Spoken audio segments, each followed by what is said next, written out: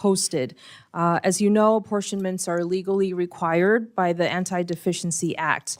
They are formal federal budgetary accounting documents that are legally binding on federal agency, and OMB uses them to tell agencies how and when they can spend legally appropriated funds. Beginning in March, this OMB stopped making these documents publicly accessible. You stated in your confirmation hearing before the Senate Judiciary Committee that you want to work to get public trust in the FBI back.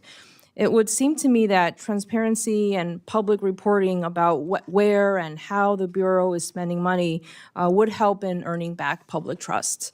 As the leader of our nation's principal federal law enforcement agency, will you commit to making the FBI's account-specific apportionments publicly available? Absolutely, so long as I have the appropriate request.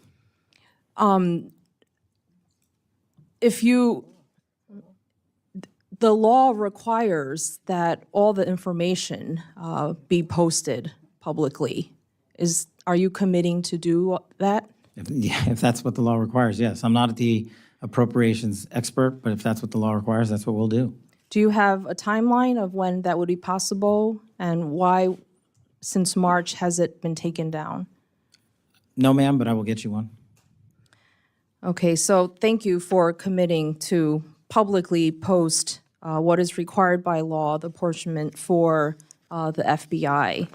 I wanted to ask about one of the U.S. Attorney nominee Ed Martin. As you know, the FBI conducts background checks on nominees for senior positions in the federal government. Ed Martin has been nominated by the president to serve as U.S. Attorney for the District of Columbia, one of the top prosecutor positions in the country, and he currently holds that position in an interim role.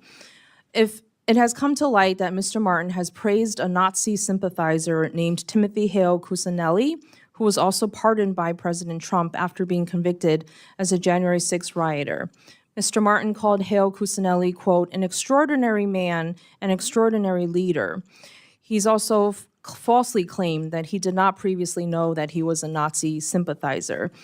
Do you think that this is the kind of thing that the FBI should be careful to investigate as part of its background checks on nominees such as Mr. Martin? Thank you, ma'am. I'm not familiar with Mr. Martin's specific BI investigation, but I can tell you how the BIs are done for everybody at the FBI. We have careers running the entire inspection division and HRD component. That has not changed since I've been in the seat, and every BI has been held to the same standard by them, and either they pass along the information from their investigations that they cultivate, or they don't. We do not tell them what to pass on and what not to investigate. Do you know if this information and past association was part of the record? I'm not familiar with his personal background. Do you think that these types of controversial comments and interviews, association with Nazi sympathizers and anti-Semitic comments would be appropriate for inclusion in a given FBI background check? Ma'am, since his nomination is pending, it's not for me to comment on it. I don't have the BI in front of me. But in general, do you think that comments and associations like these should be part of an FBI background investigation report? That's up to the field agents, ma'am. I can't rewrite that for them. They have a way of doing these investigations that I have not inhibited or changed or altered since I got in the seat. Will you look into it and make sure that should be included, controversial and very troublesome anti-Semitic comments and associations like that should be part of a background check? I will. Thank you. Lastly, as you know, earlier this year, the Justice Department demanded a list of all current and former FBI employees who at any time worked on January 6th investigations. According to the email from the then acting FBI director, the Justice Department will review those employees to, quote, determine whether any additional personnel actions are necessary.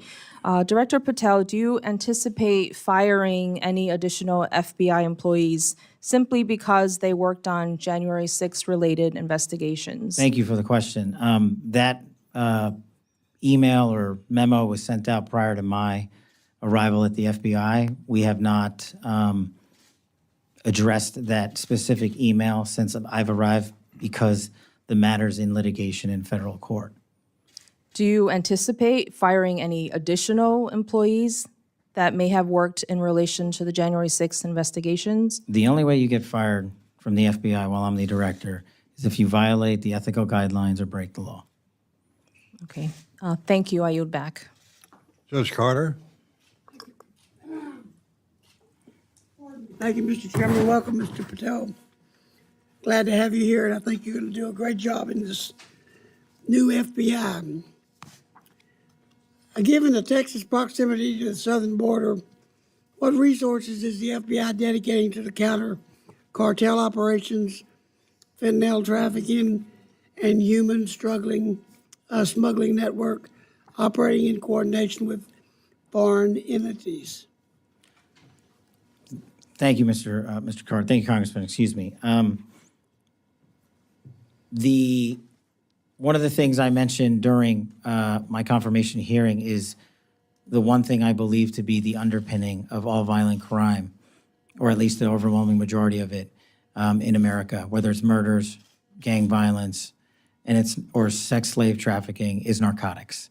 And narcotics, unfortunately, are pouring in not just on a border state, but every single state has become a border state. So to countermand that, we stood up the SBIC just next door in Arizona, the Southwest Border Intelligence Center. And the FBI's mandate there at the Counter Coordination Fusion Center is we have already sent dozens of agents and analysts out there to countermand the entire narcotics flow and interdiction process at the border. Specifically, when it comes to the state of Texas, sir, we will, if the appropriations process allows, augment the number of agents and analysts in the field and SOS support staff by over 85.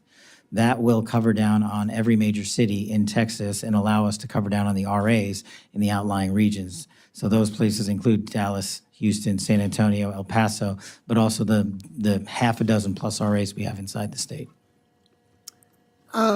Just in a hearing that I was in this morning with the United States Army, an issue came up about the cartel taking down one of our drones with one of their drones.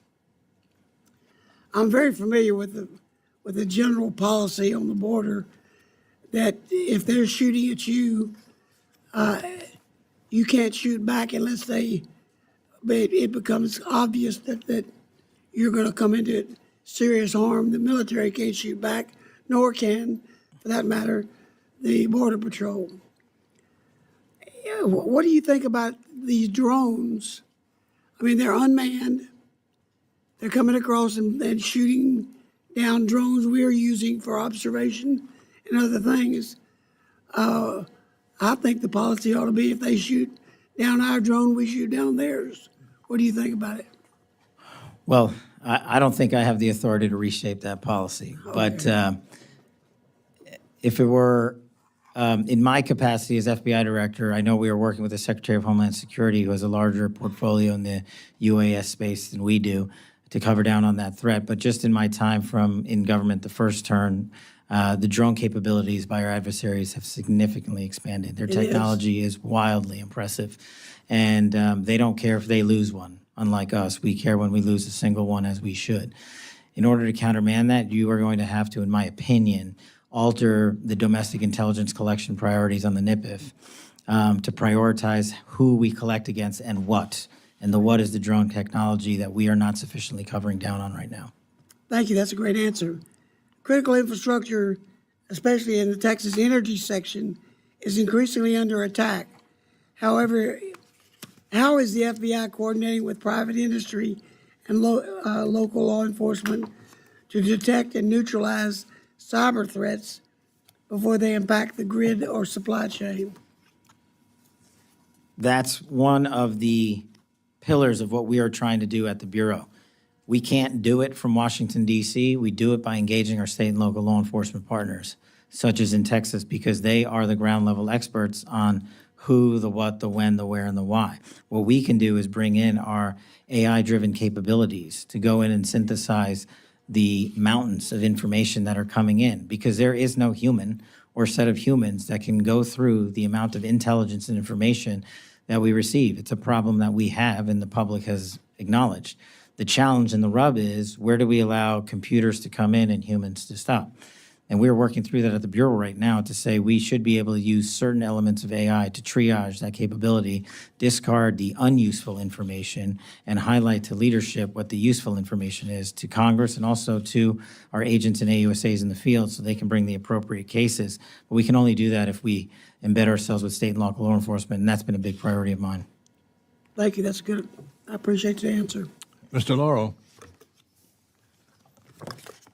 Thank you very much, Mr. Chairman. Director Patel, you have previously stated that your #1 priority for the FBI is to end violent crime in the United States. The budget request slashes the FBI budget by more than $500 million below the current level. It quite literally would defund law enforcement, including, it would appear, cutting a number of FBI intelligence analysts who work on critical national security issues. How is it possible to cut more than $500 million, or more than 5% below a hard freeze in the FBI's operating budget, without impacting the law enforcement and national security-related functions of the FBI? Please specify exactly which positions would be cut. Ma'am, at this time, we have not looked at who to cut. We are focusing our energies on how not to have them cut by coming in here and highlighting to you that we can't do the mission on those 2011 budget levels.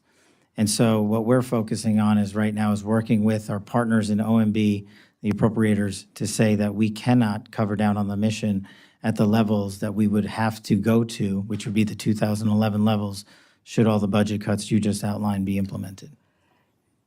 So, but are you talking about coming up here with a budget request that restores the funding that has been cut, that it's a defunding law enforcement? You're talking about $500 million below the current level. How would you restructure the budget to get to what you need in order to be able to make sure that we are not defunding law enforcement and that we are not cutting the analysts that you need in order to be able to do your job and to be dealing with national security issues? I don't understand. You've got a budget request, $500 million less, and you're cutting people. You don't know who you're going to cut. You don't want. Tell us which it is. Are you going to restore that $500 million? You're going to request restoring that $500 million? Well, as I said, I'm not the budget expert, but the budget request that we put in, the FBI, was $11.2 billion, I believe. And we are working through the appropriations process and the OMB process and the skinny budget that we've received to work with y'all to help us get to a number. And I believe if we got back the number you stated, we would not have to cut more FBI. So with a $500 million cut, more than 5% below the hard freeze of the FBI's operating budget, you believe that then this would not impact enforcement or national security related functions? Then what are the positions? I'm going to ask the question again. What positions are you looking to cut? What is the cuts for this $500 million? Now, apparently that $500 million, you're not in the budget department, but this is your budget.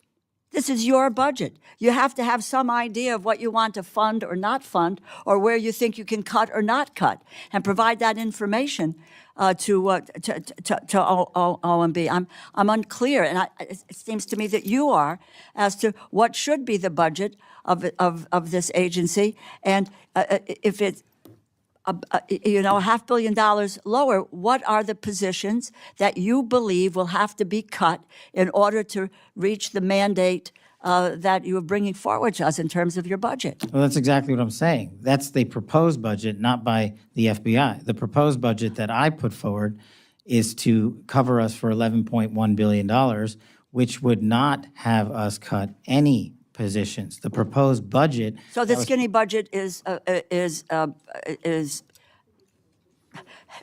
we don't have, the skinny budget is wrong.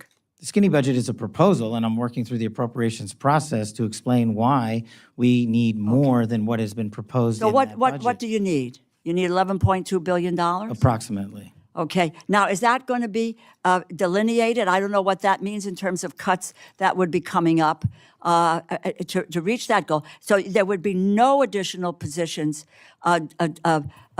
deleted from the FBI if you get that amount of money. That's correct. And that's what we anticipate is coming in a budget that we anticipate at some point. We don't know when we're going to get it, even though we will be in markups by the time this effort is underway. But according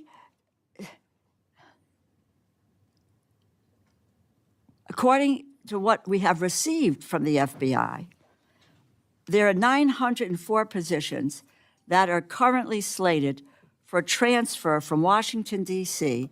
to field offices that are currently vacant. Is that correct? Yes, ma'am. Okay. This is, what, is there any explanation of why these positions are moving to field offices? One of the things we can't seem to get answers to, and this is not you, is programs that are being deleted, programs that are being frozen, dollars are being frozen, programs that are being cut. We don't have any sense on this committee, which is the Appropriations Committee, and making a determination of what we should or shouldn't do, is any evaluation from any agency so far, and I ask this of you, what is the criteria?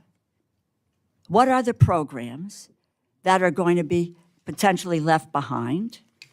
What is the evaluation process here that says why these programs are no longer functional, are not working? What is the story? Can we get from you when we're going to get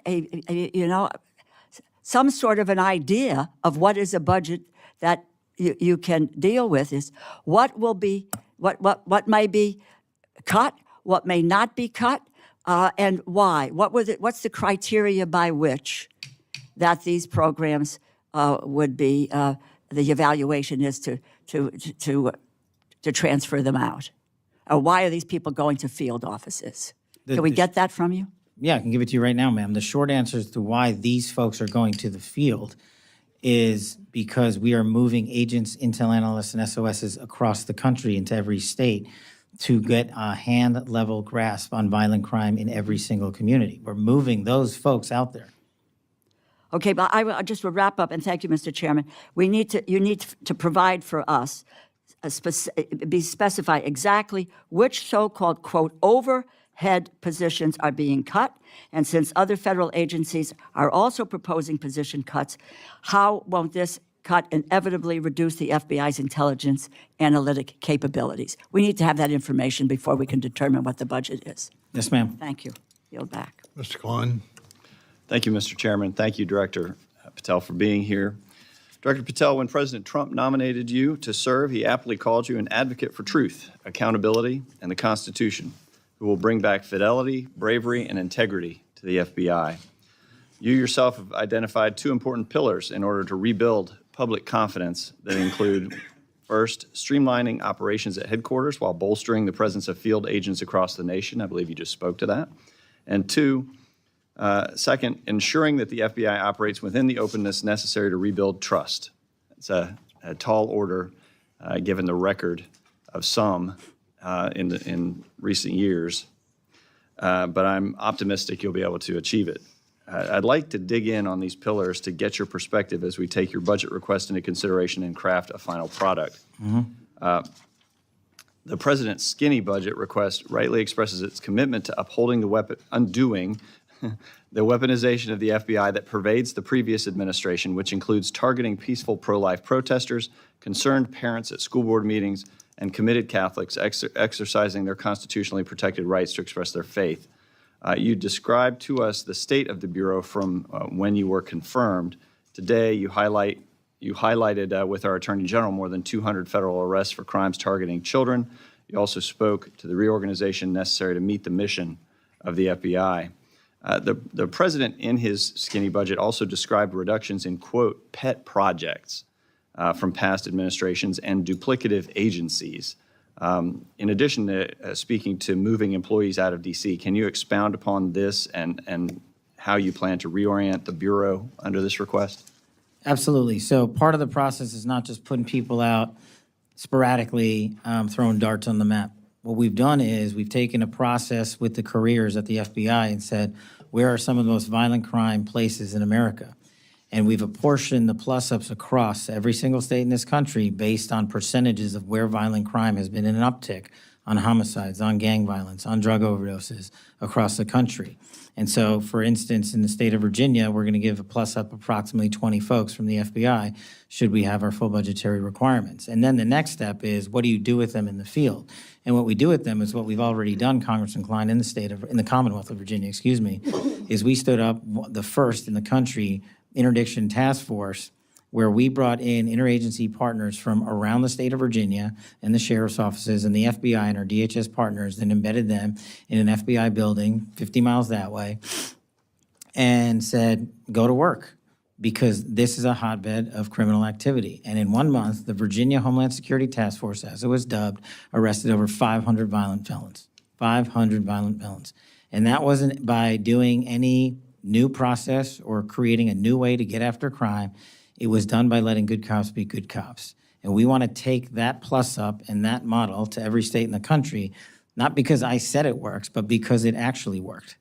And we've been asked by other governors and other senators and other representatives to bring that to their states, and that's exactly what we want to do, and we're planning to do that here. And commend you for the accomplishments in the Commonwealth. Prior to the swearing in of the current administration, a report was released detailing how federal law enforcement used its virtually unchecked access to private financial data to deputize the financial sector as a de facto investigative arm. In particular, under your predecessor, the FBI manipulated the suspicious activity report filing process by encouraging financial institutions to file SARs based on names and other criteria shared by the FBI. This process appears to bypass the requirements of the Bank Secrecy Act and allowed the FBI and possibly thousands of other law enforcement officials to obtain warrantless access to Americans' sensitive financial data through a process known as FinCEN query. Additionally, it appears that though 27,000 federal officials are able to download BSA data onto their own internal agency systems outside the purview of FinCEN regulators through the agency integrated access program. You've been working well with the Judiciary Committee, where I also sit, to provide some transparency into the past actions of the Bureau before your tenure. Could you describe some of the work you've done on this to still achieve the major successes you've had on arresting violent criminals while preserving civil liberties of Americans? It's a balance that the FBI must strike every single day. To achieve the law enforcement capabilities, we've already talked about that, but to achieve the capabilities of restoring public trust and working with our overseers in Congress, we must actually work with our overseers in Congress. And every appropriate request for information we've delivered upon. And then it is up to the men and women in Congress to say, we need you to look at X, Y, or Z. We don't think this is working. Can you change this regulation or policy? I'm not the expert on all of it, but what I can do is provide you with every documentation, because you represent the men and women of America, and in my opinion, y'all are the custodians of the records that we hold, except in some very scarce national security instances. But we have provided, on a large basis, unredacted documentation for every appropriate request we've received, and we'll continue to do that because it allows us to work with Congress directly to improve the process and make sure there are no warrantless seizures of American persons' data. Thank you. Yield back. Mr. Iffy. Thank you, Mr. Chairman. Let me just follow up with where I think Mr. Klein left off. When I was on the Judiciary Committee last year, there was the 702 issue. It was a very close vote. But the compromise essentially was that we were going to continue to allow the FBI to do warrantless searches. And this is on the specific databases that are that there's access to, but in order to try and be preemptive with respect to terrorism or other types of efforts where you wouldn't have time to get the warrant. Very close vote, but the compromise was that reports were going to be filed by the FBI on a regular basis, I think, to the Judiciary Committee. My understanding is we haven't gotten one yet, so I would encourage you to do that. And if you're not familiar with what happened during that era, I'd encourage you to take a look. It was one of the really most problematic scenarios the FBI had in the last 4 years. Mr. Patel, I'll tell you, I didn't support your nomination or your confirmation, but I appreciate what you're saying here today, especially the offer to work with us in trying to address a lot of these concerns. I think I appreciate what you said about your the budget issue, because if you're saying you think you need more than what the skinny budget's giving, I strongly agree. I was really concerned to see the $540 million plus cut to the FBI, and the rationale was that it was going to be, DEI school board meetings and gender ideology, and there's not a $500 million